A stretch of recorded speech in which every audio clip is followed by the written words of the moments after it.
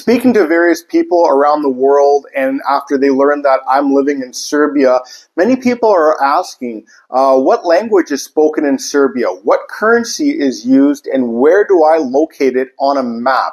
Because when you say Serbia, many individuals think Siberia, and that is the wrong country. And today we're going to do a country overview. We're going to talk about a bit of history about Serbia, and we're going to talk about the climate and geography when it comes to Serbia, so that those that don't know about Serbia get a little bit of information about where Serbia is, how it operates, and where it came from. And if you're going to want any more information about Serbia, or looking at options of coming to visit Serbia, relocate to Serbia yourself or your family, I will be coming out with a relocation guide in the near future, and that guide will give you a complete rundown of everything you might possibly need when it comes to Serbia. It's going to come to where you can rent a car, cultural integrations, how and where to rent an apartment or a house, legal matters. It's going to cover everything that you could possibly think of, so that it's easier for you and your family to come and visit Serbia or relocate here with one document, so it saves you time, money, and headaches trying to figure it all out on your own. So now, with a country overview, the country's name of Serbia is actually called the Republic of Serbia, and the capital of Serbia is Belgrade.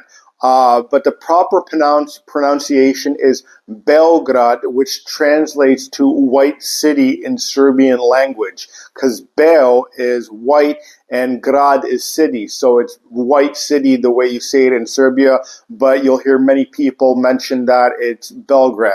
The population of Serbia is about 7.1 million people, and that is including Kosovo, which, depending on who you're asking, some people are saying that it's not part of Serbia, but in my opinion, Kosovo is Serbia, and so I will include Kosovo with the population of the Serbian population, and so that's a total of 7.1, and I'm not going to get into politics as to why some consider it not Serbia, but if you're very interested in that, there's many videos out there for you to brush up on the history. Now, the official language in Serbia is Serbian. The second most spoken language here in Serbia is English. English is taught in all the schools around here, and so a lot of the younger generation do speak English in Serbia. And so if that's a concern for you, especially in Belgrade, Novi Sad, and these larger cities, it's not going to be an issue for you to maneuver around these two cities with only being able to speak English. You can go to restaurants, you can go to cafes, you can go to many other facilities and venues in those two cities and just simply get away with English. So that's not an issue for you at all. The currency in Serbia is the dinar. Now, depending on what you're looking to purchase, if you're looking to purchase a car, if you're looking to purchase a house, an apartment, or any of these larger ticket items, those items will be priced in euros, simply because the number is a lot easier to look at and to work with. But many times you're going to have to pay out that dollar amount in dinars rather than euros, even though it's listed in a euro price. And especially if you're looking at obtaining any certain tax benefits when it comes to those purchases. Now, getting into the ethnic groups that we have here in Serbia, predominantly it is Serbians here, with minorities including Hungarians. You're going to look at people from Romania here. You're going to look at people from other neighboring countries as well. But majority of the people here in Serbia are Serbian, and the religion here in Serbia is predominantly Christian Orthodox. You also do have a little bit of Muslim in here as well, but mostly, and Roman Catholic as well. I should mention that as well. But you do also, the majority of the people here are Christian Orthodox, and that's just the way it is because that's where we come from. Now we're going to get into the history of Serbia. Now it's been inhabited since the Paleolithic age, and significant regional states emerged from the Middle Ages, and so Serbia was first recognized in 1217. It reached its height of at the Serbian Empire at 1346. It was also ruled by the Ottoman Empire, and Serbia's revolution in the early 19th century established modern Serbia, which later became part of Yugoslavia in 1918, and Serbia regained independence in 2006 after the dissolution of the union with Montenegro. Now, we're going to look at some of the cultural things that you're going to want to know about Serbia, the language and literature. We do have two official alphabets here in Serbia. We have the Latin alphabet and we have the Cyrillic alphabet, which is very familiar to those around the world as the Russian alphabet, even though the two are not exactly. They're very common.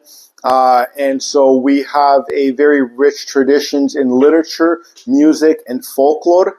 The cuisines here that we have, it's a very meat and potato country, and so you're going to be looking at cevapi, you're going to look at sarma, which is like cabbage rolls. You're going to look at gibanicas, which are a pastry, and then there's going to be a blending of Mediterranean, Hungarian, Turkish, and Austrian influences within our cuisines as well.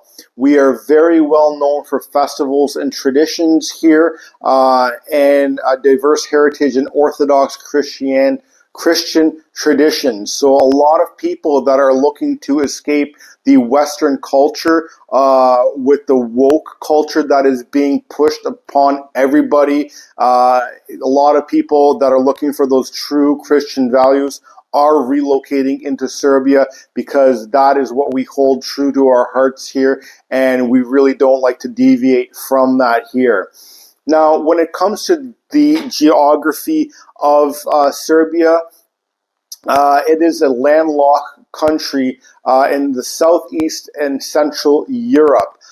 So, for instance, you're going to have Hungary to the north of us. You're going to have Romania to the northeast. You're going to have Bulgaria to the southeast. You're going to have North Macedonia to the south. You're going to have Croatia and Bosnia off to the west. And Montenegro in the southwest as well. So you can also, it also claims a border with Albania through the territory of Kosovo, but again, like I said at the beginning of this video, Kosovo is Serbia, and so I believe that we share a border with Albania. And so the terrain also is very beautiful here. So on the top third of the country, you're going to have a lot of flat plain here. You're going to have which is characterized by the fertile lands, which are ideal for agricultural. Now, after looking at the northern third, we're going to get into the bottom 2/3, and we're going to look at the mountainous regions. And so what you have on the west and the southwest is the Dinaric Alps that stretches, again, from the west to the southwest. You get the Carpathian and Balkan mountains, which run north and south on the east side. The rivers that you have here in Serbia is, of course, the Danube, which is one of the major rivers here in Serbia.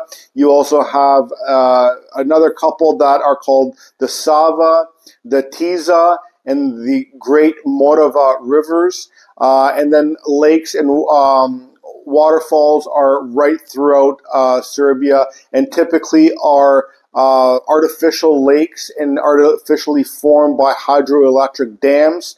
And it also has the largest waterfall in the Yellow Varnik in Kaposnik, Serbia. So that's something that you're going to want to check out as well.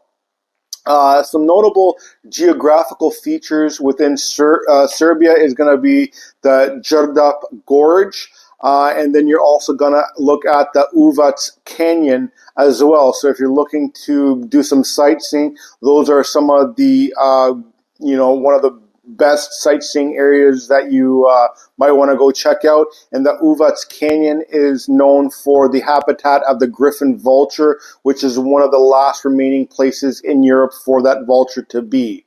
Now, when it comes to climate in Serbia varies depending on where you are going to be living.